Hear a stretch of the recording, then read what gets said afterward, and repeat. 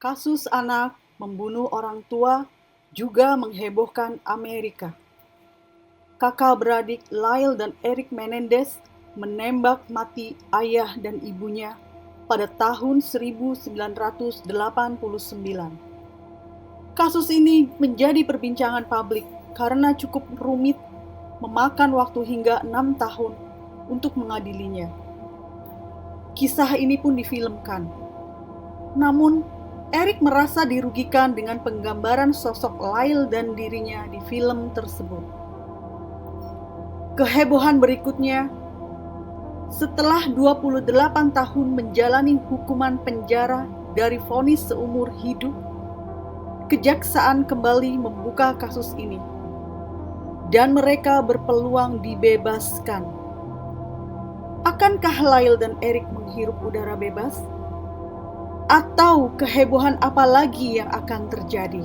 Nah, bagaimana kisahnya? Penasaran bukan? Silakan klik like, subscribe, dan tanda lonceng terlebih dahulu agar Anda bisa nyaman melanjutkan menyimak kisah ini. Mari mulai cerita ini. Dari siapakah sebenarnya Jose dan Kitty Menendez? Pasangan suami istri yang ditembak mati kedua anak mereka. Jose Enrique Menendez adalah pria kelahiran Kuba, seorang eksekutif sukses yang kemudian membangun usaha sendiri. Jose pernah menjadi eksekutif dari perusahaan Hertz Global Holdings dan menjabat sebagai kepala RCA Records. Jose bertemu dengan mantan putri kontes kecantikan Mary Louise Kitty Anderson. Keduanya menikah pada tahun 1963 dan dikaruniai 2 orang anak, yakni Lyle Menendez lahir pada 10 Januari 1968 dan Eric Menendez lahir pada 27 November 1970. Keluarga ini dikenal bahagia dan bergelimang harta. Pada 1986, dari New Jersey, mereka sekeluarga pun pindah ke Beverly Hills, California, komplek yang dikenal sebagai perumahan super elit. Keluarga Menendez pun menjadi citra keluarga sempurna pada masa itu. Lyle dan Eric bersekolah di Beverly Hills High School. Eric menekuni tenis, pernah mengikuti pertandingan bergengsi kejuaraan tenis nasional junior putra pada tahun 1989. Sedangkan Lyle kuliah di kampus bergengsi Universitas Princeton. Siapa sangka di rumah super elit milik keluarga yang tampak sempurna itu justru terjadi pertumpahan darah yang begitu keji. Tragedi itu terjadi pada Minggu malam, 20 Agustus 1989. Saat itu, Jose dan Kitty sedang menonton televisi di ruang keluarga. Tiba-tiba, Lyle yang saat itu berusia 21 tahun dan Eric 18 tahun mendadak masuk membawa senapan Mossberg kaliber 12. Jose langsung diberondong tembakan sebanyak 6 kali.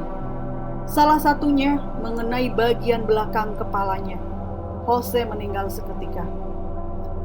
Sedangkan Kitty yang sudah tertembak kala itu masih berusaha merangkak melarikan diri. Melihat itu, Lyle berlari ke mobil untuk mengisi ulang senapannya, kemudian menembak wajah ibunya. Kitty pun tewas setelah menerima 10 tembakan.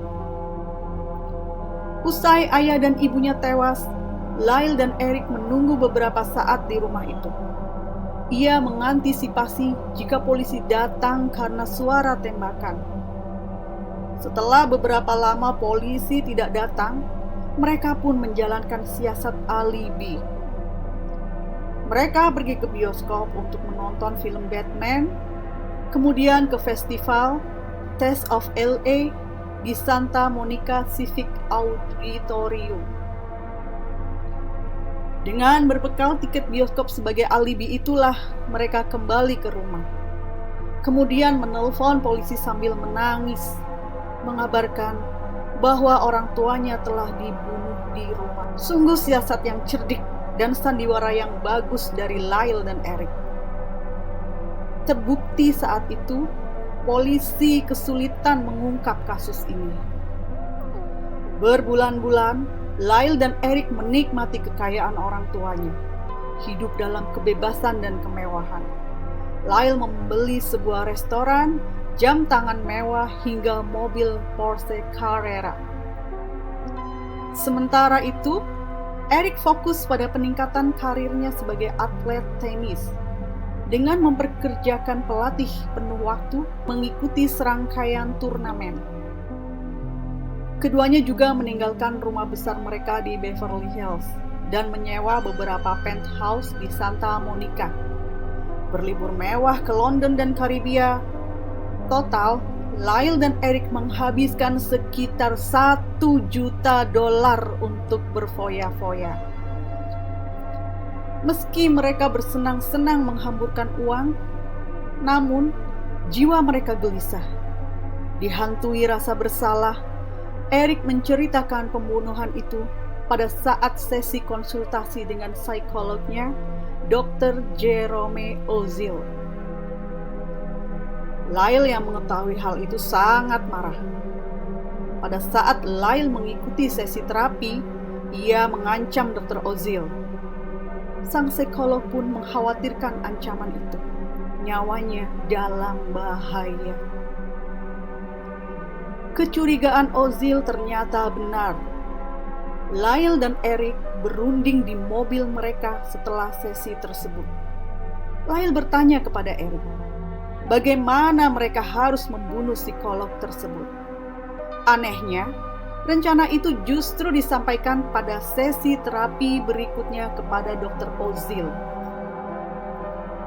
Khawatir akan nyawanya, Dr. Oziel pun menceritakan hal itu kepada pacarnya, Judalon Smith.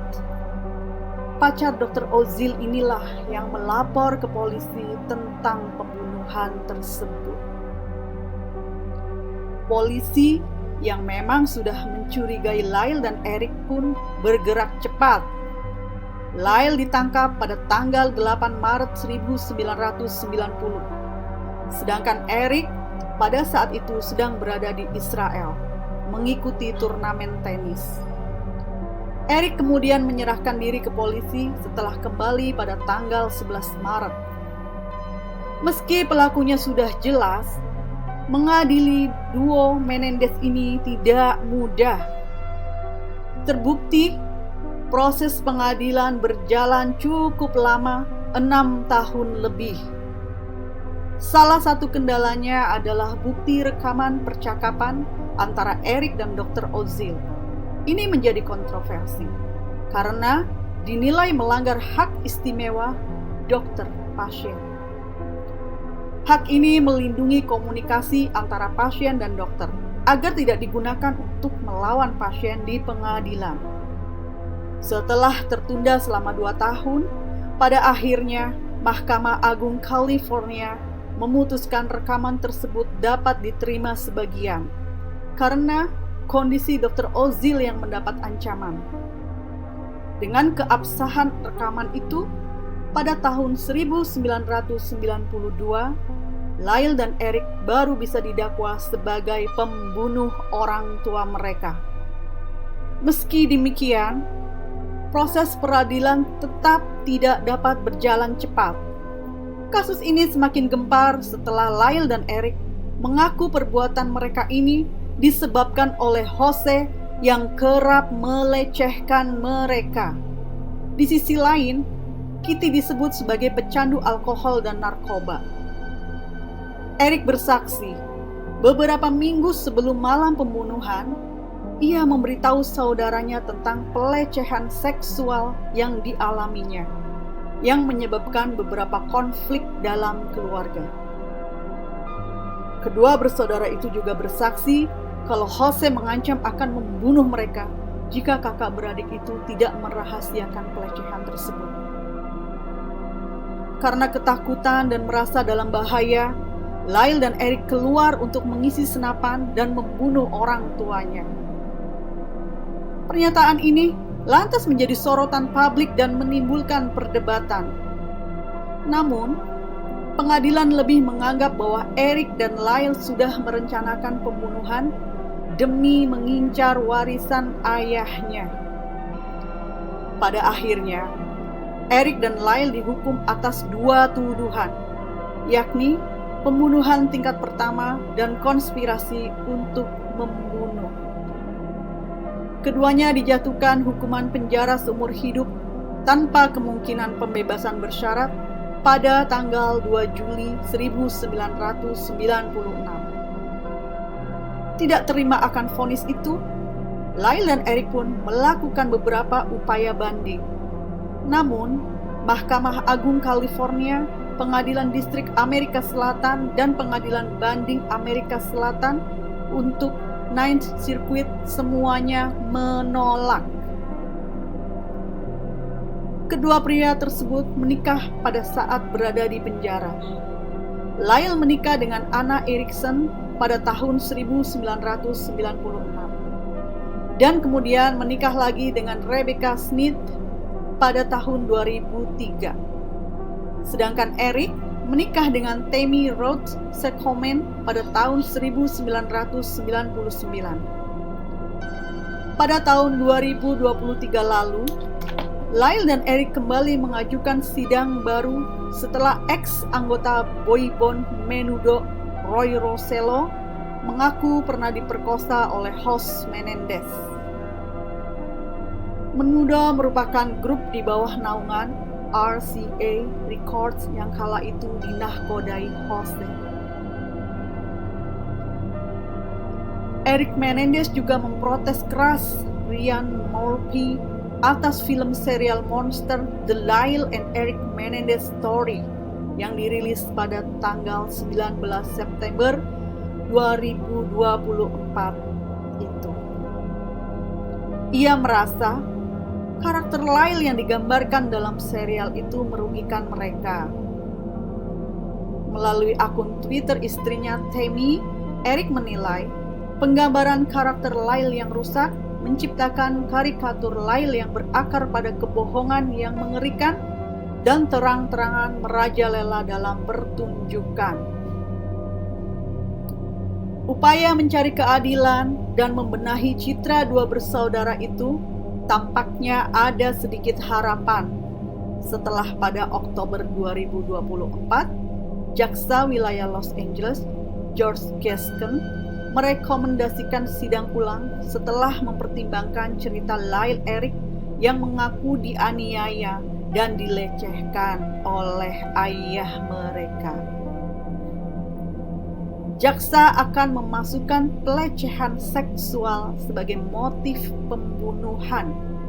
Berbeda dengan jaksa pada pertengahan tahun 1990-an yang berfokus pada peristiwa pembunuhan.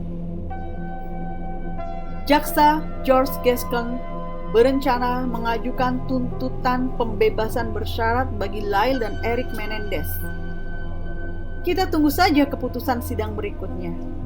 Akankah Lyle dan Eric segera menghirup udara bebas? Ataukah tetap menghabiskan hidupnya di penjara?